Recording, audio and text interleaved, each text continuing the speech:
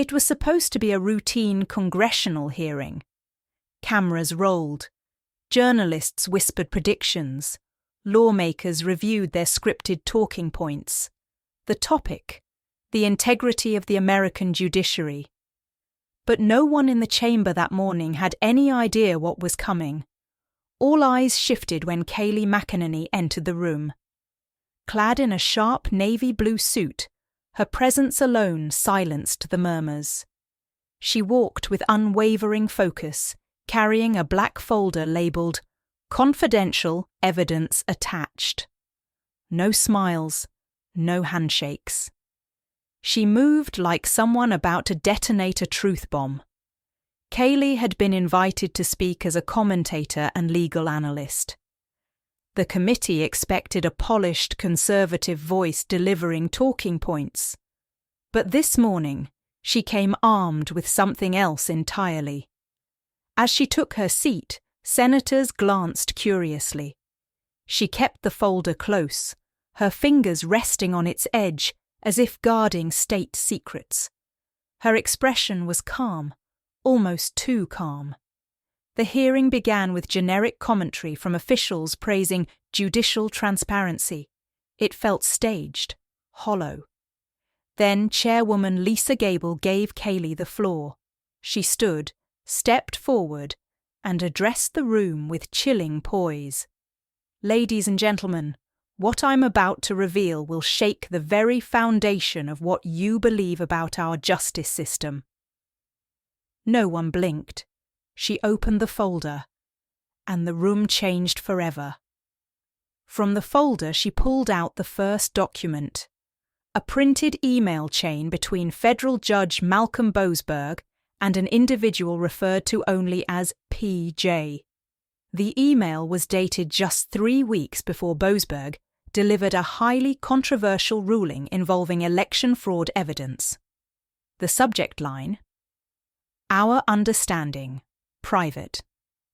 In the body of the message, Boasberg appears to respond to an earlier inquiry. "The ruling can be managed as discussed. Your support would be mutually appreciated. Let's finalize everything in Anguilla. My assistant will handle the travel." Kayleigh's voice echoed through the chamber as she read those words aloud. Audible gasps followed. Next, she held up a bank transaction receipt. A wire transfer of $750,000 sent from an offshore account in the Cayman Islands to a DC-based judicial reform foundation, which Kayleigh claimed was merely a laundering front tied to Boasberg's inner circle. "This isn't a coincidence," she stated firmly. "This is a direct line of influence, bought rulings, secret deals, and dark money infecting our courts." Senator Jameson from Massachusetts interjected, clearly alarmed. "Ms. McEnany, where did you obtain these materials?" She turned to him, unflinching. "A whistleblower." From inside Judge Boasberg's chambers, someone terrified, but brave enough to come forward. A wave of unease swept across the room. One senator whispered, "Is this real?" Another pulled out his phone and started texting. But Kayleigh wasn't finished. She pulled out another sheet, a guest list to a private gathering on a luxury Caribbean island. The event was held 5 days before Boasberg's ruling. Attendees included high-profile donors, political operatives, and at the very bottom, Honorable Malcolm Boasberg. The room went still. With the committee fully gripped, Kayleigh reached into the folder and retrieved a small envelope containing a USB drive. "Inside this drive," she announced, "is a recorded phone call, one that makes everything I've shared undeniable." She handed the drive to the chairwoman, who inserted it into the hearing room's media system. A technician played the file through the overhead speakers. The recording began with static, then a voice, clear, male, unmistakably Judge Boasberg. "I'll swing the decision. Just make sure the foundation gets the donation. My assistant doesn't know a thing. Keep it that way." The chamber erupted in noise. Reporters scrambled. Committee members shouted over one another. Chairwoman Gable slammed her gavel. "Order! Order in the room!" Some were speechless, others visibly shaken. Kayleigh raised her hand, signalling she wasn't done. She distributed a digital forensic report authenticating the audio. Timestamps, location data, voice match certification. The evidence had been verified by an independent lab. Then a photograph, a glossy, high-resolution image of Boasberg sipping wine on a yacht with 3 other men. In the background, the flag of Anguilla. On the table, a folder with the emblem of the U.S. District Court. Kayleigh spoke with precision.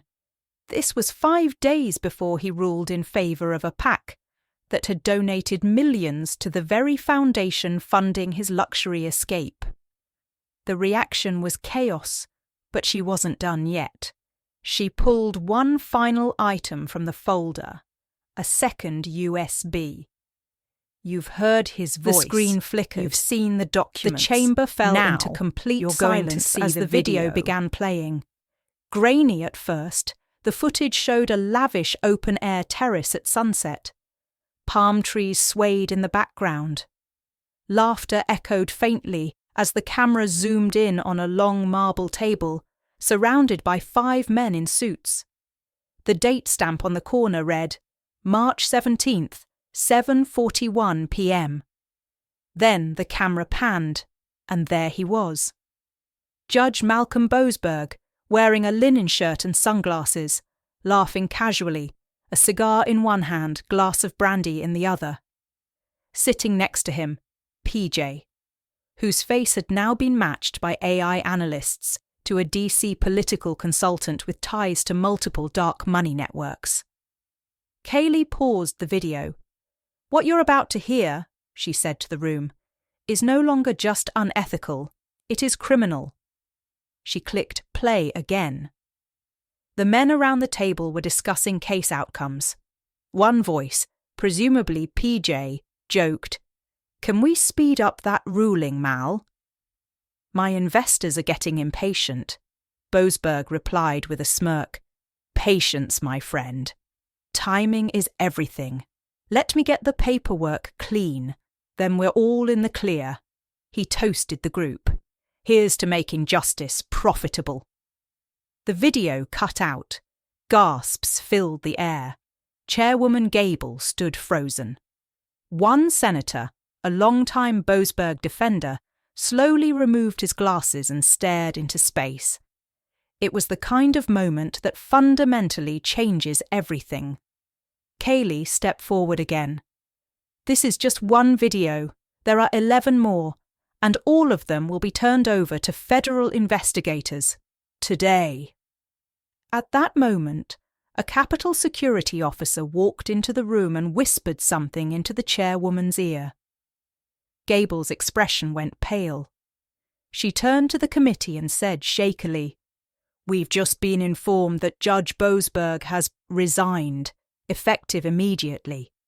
The room erupted. Reporters scrambled out, staffers shouted, and the internet exploded in real time. But the most shocking part was still to come.